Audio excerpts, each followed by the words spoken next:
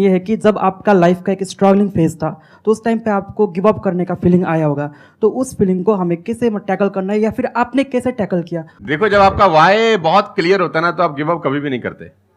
कोई भी चीज क्यों करना है, ये सबसे इंपॉर्टेंट रोल प्ले करता है। There is a book by Simon Sinek called learn your why, कि आप कोई भी काम क्यों कर रहे हैं, है ना। तो अगर आप उस किताब को पढ़ेंगे ना, तो आपको बहुत सारी चीजें सीखने को मिलेंगी। वाई बहुत इंपॉर्टेंट है। मतलब अगर आपका वाई क्लियर है ना, तो कोई भी ऑब्स्टिकल गिराने के बाद, आप गिरने के बाद, नीचे गिरने के बाद आप अपने आप उठ खड़े हो जाते हैं। तो वाई स्ट्रांग होना चाहिए, और वही लोग उठ नहीं खड़े होते हैं जिनका वाई स्ट्रांग नहीं है।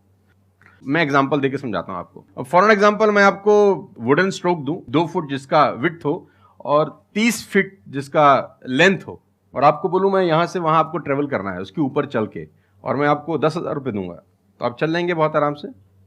आप सवाल को ट्विस्ट करते हैं। अब उसी फट्टे को मैं 100 माले की 2 बिल्डिंग के बीच में लगा दूं, अब आप चलेंगे? लेकिन मैं अगर आपको अभी भी चलवा दूं तो आप अभी भी चलेंगे।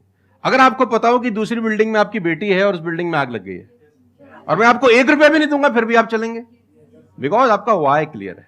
जब जब आपका वाई क्लियर होता है ना, तो कोई भी ऑब्स्टिकल, कोई भी गिरावट आपको कभी रोक नहीं सकती। लेकिन जब वाई क्लियर नहीं होता, तो छोटी सी छोटी ऑब्स्टिकल भी आपको वापस ले जाती है जहां से आपने जर्नी स्टार्ट किया होता है। वाई इंपॉर्टेंट है।